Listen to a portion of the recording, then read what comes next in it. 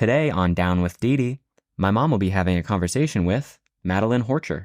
Oh, Maddie, welcome to Down with Dedee. How are you, girl? I'm so happy to be here. So excited to be here. Just blessed and over the moon. So, Honey, how about yourself, Mama? How are you? I'm still trying to figure out how to do a podcast.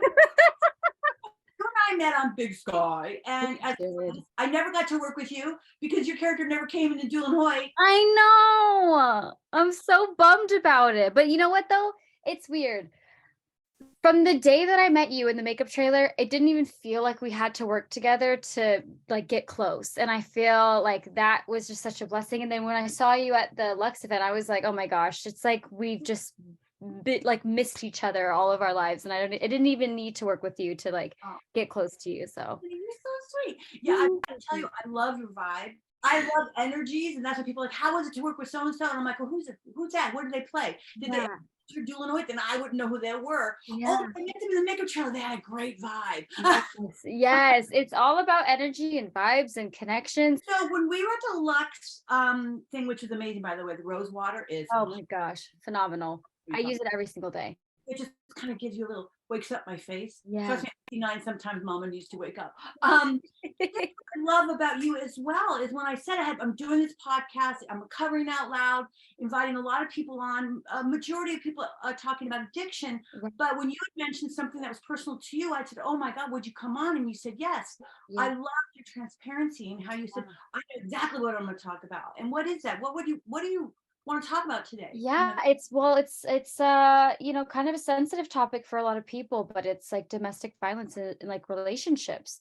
I feel like they get such a bad rap, and there's like so many misunderstandings, you know, about what domestic violence is, and you know, the solutions to getting out of it, to healing, the process of all of those things collectively. It's just all over the place for a lot of people, and it's not really black and white. And I feel like a lot of people have a tendency of looking at it black and white, but there's so much gray area that not a lot of people are willing to like accept and understand and have empathy for. And that's like was like my biggest pet peeves from the moment that I had been in a domestic violence like relationship, a very toxic, a very abusive relationship, to the point where of my healing journey, and the people who were involved in it, they just didn't have a lot of understanding and didn't, and it's not their fault. I mean, it's never anyone's fault that they don't understand what those processes are, especially if you have not been in one. But I just feel like there needs to be a lot more education and, you know, understanding and empathy towards like the process of all of that. Victim, because I've also remember I said, oh girl, me too. I was like, yeah, I've been in a few very toxic, violent relationships where verbal used, and certainly have scars all over my body from being, you know, not pleasant. And this was way back when you really didn't talk about it. Right. But what I thought was so interesting is that, like addiction, we blame the victim. It's like, why can't you just, or they just stop drinking? They've lost everything. What's their problem? Is that not their yeah, they're like, oh, why don't you just leave? It's so easy, just leave. Yeah, so there's this. Now, I don't expect people to understand addiction or being in a domestic violence situation. Yeah. I was thinking about last night, girl. I think there's a similarity. There's a point where you just wake up for you and you hit your bottom in that relationship, not because someone said you should leave them, or not because people are like, what are you doing, or you knocked out the night before. Out of nowhere, you hit what I would say is your bottom. Oh yeah. And I'm done. Oh my gosh, it was like a switch. And it's crazy because like just like what you just said, it wasn't other people who convinced me to take the actionable steps to get out of it. It was myself, and it had to be myself, because it wouldn't matter what anyone said. It wouldn't matter if someone gave me the blueprints on how to leave. If I was not ready, I could not go. So it was one of those things where it really shifted the perspective of like, wow, this is my life. This really is my life. This really is my responsibility. And I am the one that's going to be my motivation. I'm the one that's going to take care of me. And I'm not saying that as in like, oh, it's never ask for help, never do anything like that, because that is not what I'm saying at all. It's more of like, once you put yourself first, and once you give yourself the respect to love yourself as deeply as you try to love that other person, it's like the red flags become even like a deeper red. And you're like, oh, okay. Oh, okay. Now it's time. You mentioned something really beautiful, the love that you have for the person who's abusing you. Yeah.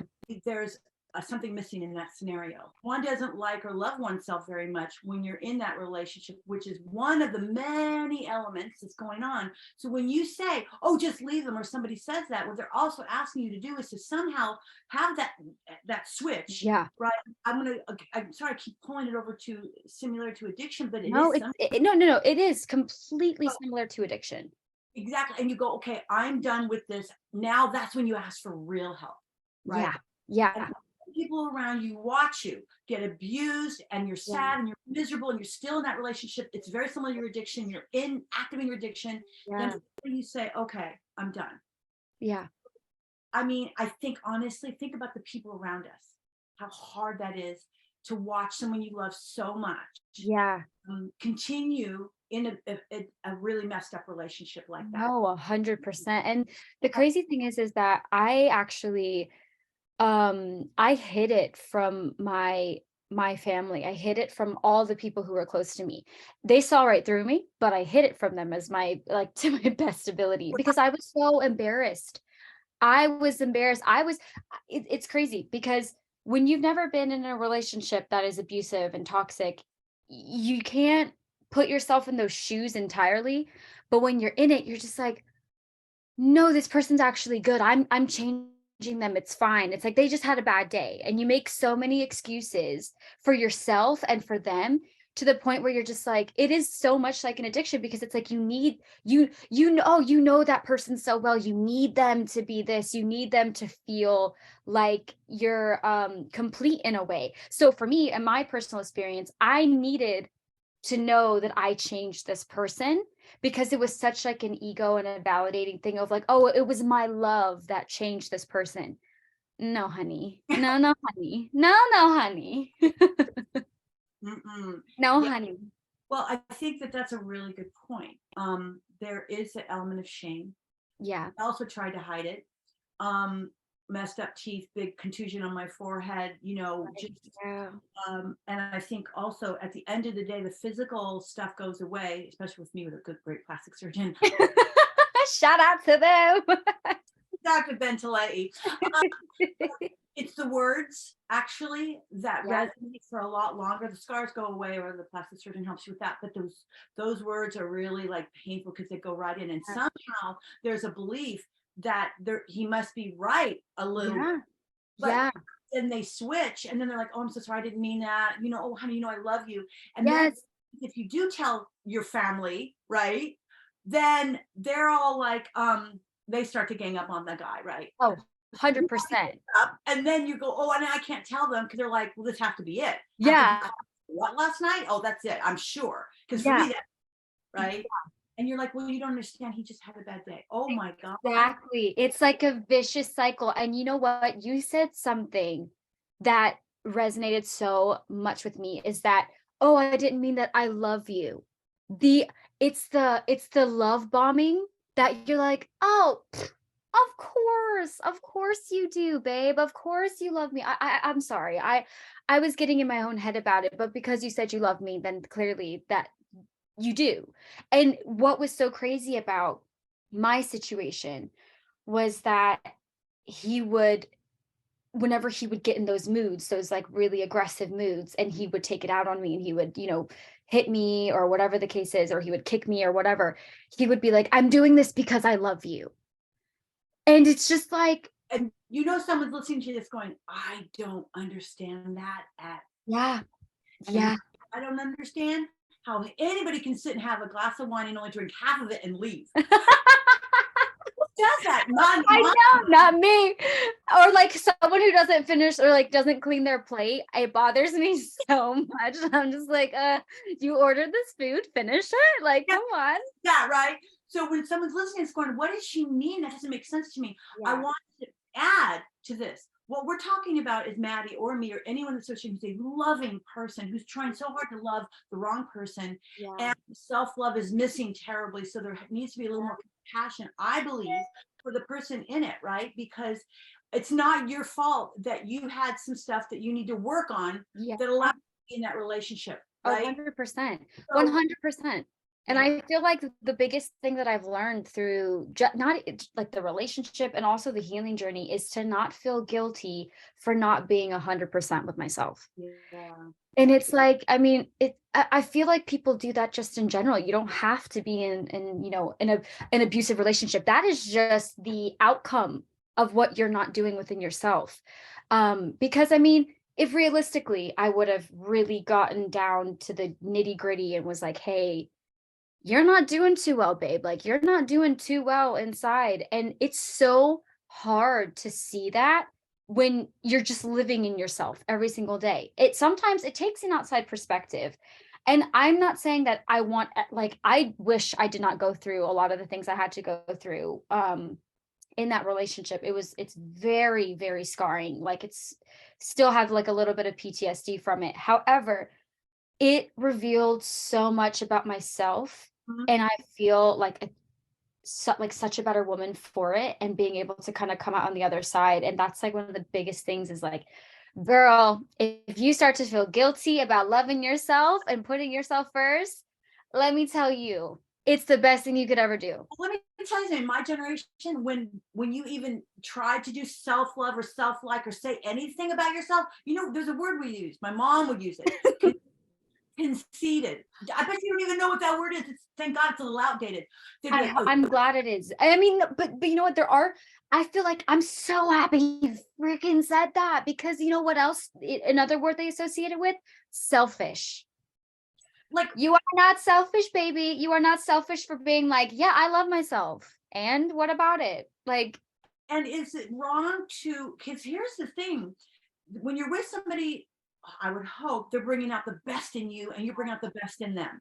Now, there's a hiccup in that if you don't even really know yourself well enough to know what it is you need from another person and vice versa. To me, it's more about that work, and then we can go into that for a minute, attachment theory and all that. yeah. Really, also, what I think is super important? Like, my poor family had no idea what to say to me when I was in a really bad, toxic, violent relationship, and they certainly didn't know me when I was like heavily active in my addiction. Same. Yeah, but you know what? I think let's give people maybe something to say to somebody who's struggling. Yeah. I would say what I would want to hear is this. Hey, listen, Maddie, I can see you're going through a really hard time, and I just want to let you know I love you. And if you ever need me, you want any help or anything like that, I'm here for you. I don't know what that looks like. You just tell me what that looks like, and I'll be there for you. That's it. Yeah. Because really, that's all you want to hear, right? Yes. No, else, because it's like oh my God, you said that so beautifully, because when I was going through it, it was always, you need to do this, you need to say this, you need to do something that I needed to do. And I was like, I'm not ready for those things. Sometimes all I wanted was them to be like, I accept you for who you are. I'm concerned because I love you, but whatever you go through, I'm gonna have your back. right? And it's like that type of empathy, that type of mentality of being like, look, I'm not gonna lie, it does break me apart to see you hurting. It kills me, of course, because I love you. However, because I love you, whatever it is that you need, whatever your healing journey looks like, Yes. let me be the best, let me be that assistance to you. I'm willing to help you through it in the ways that you need. Because if anything, when I was being told I needed to do X, Y, and Z to get out of the relationship that I desperately wanted to hold on to, Yeah. it kind of made me resent the people who said they were trying to help me. Yeah. Because and it made them look like the bad guys. And and it didn't help that, I was going right back to my abuser and being like, oh, guess what this person said to me today? And they were like, oh, evil, stay with me, I'm better than that. And I'm just like, oh wow, makes sense now. Maddie, that is such a beautiful point. I was going to bring that up. When somebody on the outside would say anything like, oh, you're such an alcoholic, you'd be like, Yep. That's you. Well, you're a stoner, whatever. And then what do you think I would go do? Drink more. Say, honey, you need to get away from this guy. This guy is bad. He is bad news. What do? You go back to him. Yep. For safety. Yep. They're trying to help you, but they actually push you back into the very thing. I feel like we just live the same life, because it's I was always raised, and like bless my parents, they've been together for 30 plus years. They've been through hell together, rode for each other, all that stuff. So I've been raised to defend my partner till I am blue in the face. Yeah. So if you could just imagine if I'm doing that for the wrong person, it's like it's just so unhealthy. And like you said, like we said earlier, when someone has not been through it, they cannot actually put themselves in your shoes. So what they think is actually helping us is like you said, pushing us right back to the thing that they're trying to get us away from. And it finally took my sister, actually, sorry, I'm about to get emotional. Oh, It took my sister, um, sorry, my sister was the one who was like, look, because she actually really adapted that language. She was the one that was like, I love you to death and I will die for you. I will love you forever. You're like my flesh and blood. You're my best friend. You're everything. But what got me to like kind of wake up was like, she broke down in front of me and she was just like, you deserve so much more.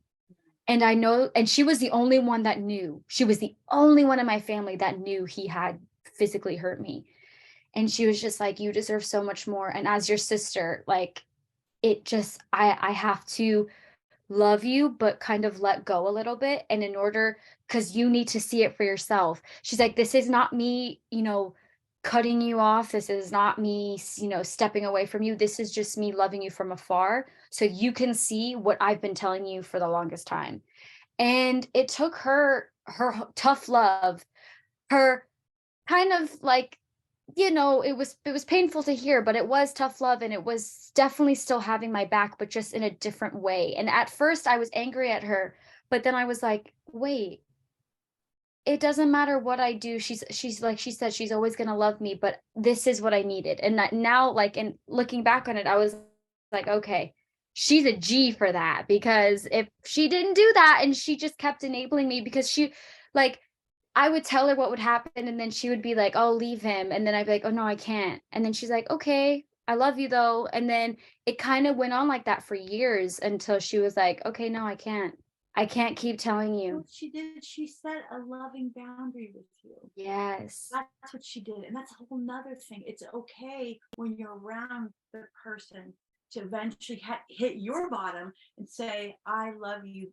Like my family said, I love you, but it's been 2-3 years now. We can't even look at him anymore. We love you. You're welcome, but he's not. And little did they know that was dangerous for me, but it was, I had to choose. Yeah. But it was probably the most loving thing. They can't anymore pretend that we despise him. You have bruises on your face, your teeth are, come on. We just can't, and you keep forgiving. She's the most loving person we know. So, but it's okay to set loving boundaries around the person, and you're not abandoning them. You're just saying, this is your journey, and I'm over here when you need me, and I still love you. Yeah. That's really actually the most effective way to help them discover the way out of it. I right? agree. Yeah. And let's talk about something I'm very passionate about. Maddie, do you believe in the paranormal? Oh And my if you gosh, do, yeah. why? If you don't, why? Go, girl. No, I do. I 100% do. I feel like we are constantly surrounded by spirits who are either waiting to cross over or have unfinished business. I've actually kind of came into contact once, and it absolutely terrified me. I'm not gonna lie. I was not prepared for it, but it didn't feel malicious. It just felt like I just knew. I knew that something was there, and it came in the form of a little girl, and like which is so crazy to me. Oh my God. It came in the form of a little girl, and I saw her and I was just like, wait, what? And it blew my mind. But like I'm very spiritual. I believe in God. I pray all the time. I pray over my family, my loved ones all the time. But I do think that there are a lot of aspects of it that people don't really understand and are too like far out to want to understand. But I give respect to all of it. It deserves respect. Well, I've got to say, I think that some people misunderstand that religion's over here and spirituality's over here. It's not 100%. right. Just because you might believe in the paranormal or something that's hot, bigger, stronger than you, UFOs, UAPs, spirits, whatever. Yeah. Your God is over here. And this is exciting to me. And the fact that you had a little girl come to me is beautiful. It says you're open in your soul, because I believe we're souls in an earth body, right? Yes. Gives our soul the opportunity to do Yes. something in this world. Yeah. And right, good, bad, or indifferent. But I do believe humans are good.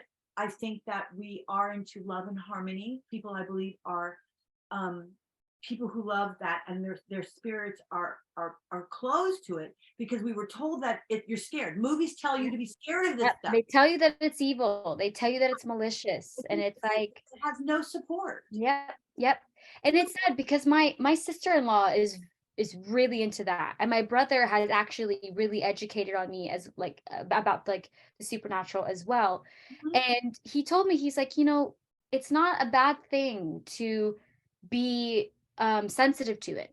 Just because you believe in God, just because you pray, it doesn't mean that you're necessarily like, I feel like you said, movies make us look like there's like evil spirits and there's witches and there's people who do all this.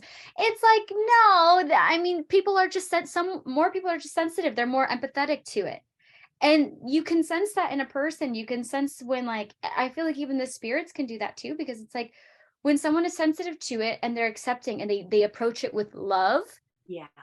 it's a very different interaction than if it was like, oh, you're evil, and all this other stuff. You can just feel it and I agree with you. People are innately good, but there's like some external factors and things like that that can be a little bit corrupting, and that's Those breaks me. spirits might be still trying to figure that out.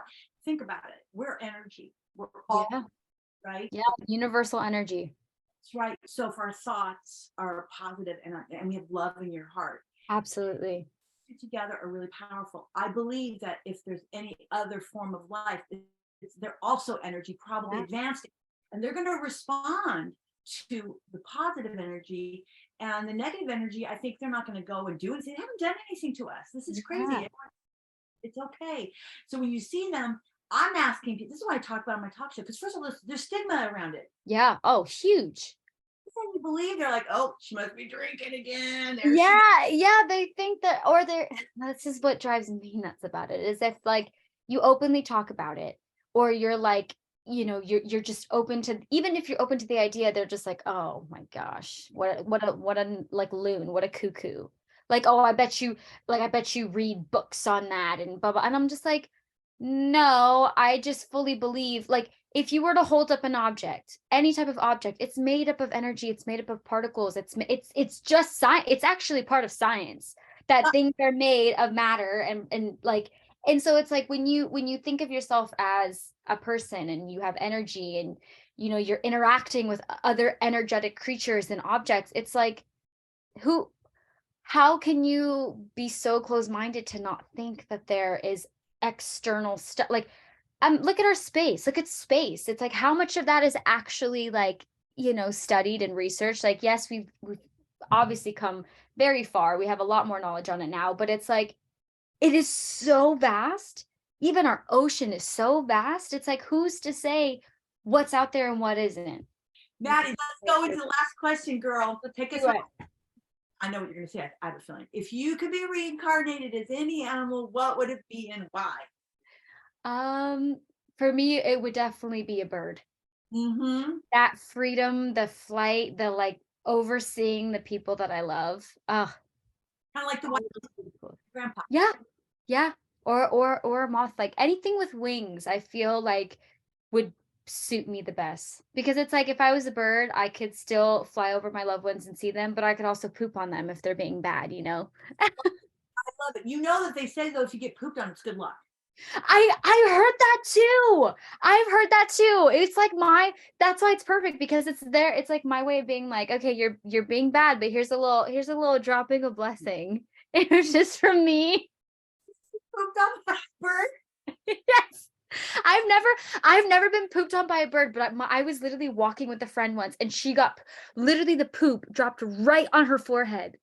You know, I've got on her forehead. That's messed up. I got pooped on my arm. It was just like, it flew. It was just flying by, and all of a sudden, I went, what the hell? And I looked, just rude, and I like feel really like, well, you feel shat on, okay? Yeah. You need to go, oh my God. And then you're like, how am I going to get rid of that? Because I'm like walking like to an interview or something. But poop, we got some poop stains going on. I'm trying to think, it's good luck. It's good luck, Dedee.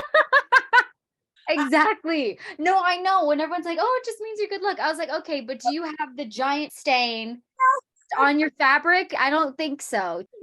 I'm not that crazy to believe in that. I believe in paranoia. No, because of all the places that it could hit, all the cement that it could have landed on, it landed on me. Yeah. Or you. It's like it landed on a person. Oh my gosh, I would just be not believing that. Now maybe, wait a minute, you're right. Out of all the places that it could have landed, it did land on you. Maybe it is good luck. Maybe it's like it's definitely like a glass half full or half empty type situation. You could either be like, oh yeah, it could have landed anywhere, but it landed on me. That's good luck. Or it could be like, it could have landed anywhere, but you landed on me. You know something, Maddie? I love you for this interview because from now on, when I get pooped on, I'm gonna think of you. Yeah, we have our core memories now. Just like you get pooped on, I want you to think of Madalyn. think of me if you get pooped on. Maybe it was me. Maybe I went up and was like became a bird and I pooped on you. That just wants to let you know, I'm watching you. I can't thank you enough. Oh, I'm so happy. This was honestly so cathartic. Thank you so much. That makes me feel really good. My degrees didn't go to waste. No, not at all. Not at all. Thank you, honey. And listen, let's everybody out there, Maddie and I can't tell you what happened on Big Sky. No. Let's just say she didn't go anywhere. She wasn't one of the few that always gets killed. I will just we were all like, Maddie's still alive, and we can say that because it's already out in Hulu. But absolutely, it'll come back. You'll come back. I'll come back. I'm hoping. Right, and if not, we want to wish you the luck on everything. What are you doing? How can we find you? And what's in store for you next? Yeah, you can definitely find me on Instagram. I also have a TikTok that I just started. I was so terrified of TikTok for the longest time, but I have one now. My Instagram is just Madalyn Horcher 95, and I believe my TikTok might be the same. Let me double check. Well, make sure everyone can find you. Do you have like something coming out on anything? Yeah, so actually tomorrow, funny enough, my sister and I are going to be on All American. That's on CW, so I'm so excited. And I am working on a project now. I can't say what it is just yet because I haven't like crossed all the T's and dotted the I's. But that should be coming out probably in a couple months. But yeah, tomorrow, if you want to check me out on All American, yeah, it's gonna be so much fun. I actually play my sister's sister. It was perfect. And you're on this show and you play sisters. Yep. Wrap up. But I was on what I do. I was in two things with Shell. Up Close and Personal, where I played her sister. I read for it. Hundreds. It was a big movie, Up Close and Personal. Wow. And the director, Michelle, I hate to say it. I think something like, I hate to say it, but your sister is actually like really perfect to play your sister. And I'm like, she probably said, well, yeah, because Luann is. It's like just that's so funny. That's so crazy. And then I played, I think, this and Frankie and Johnny. That was my first thing I did with her, and it was weird because she and I work really differently. And I remember I was more improv-y, and so was the director, and she was like, "No, what are we doing in the scene? Where are the beats?" And I was like, "Oh no, this is so yeah." But it turned out really great. I think I played her cousin, or something. And but it's always interesting. People just think it's going to be easy to work with, your sister. Yeah. It is a little bit odd. It was funny because I told her, I was like, if it's anything serious, I can't do it because I will laugh. I am such a giggler. So it's like when I see my sisters, like, it's so terrible to say, but when I see my sisters like having to cry in a scene or having to like faint or do something that the scene requires that is like just remotely serious, I'm like, I'm sorry, I can't watch her. I'm gonna crack up. I'm gonna laugh because I know her. And I told Maya, I was like, because her character on the show All American, she has lupus, so occasionally she like gets these really bad like attacks and has to go to the hospital, and she like falls over and does all this stuff. And I told her straight up, I was like, if you have an attack in our episode, I will not be able to be on set for that. I will be cackling. I will cackle like a witch in the background.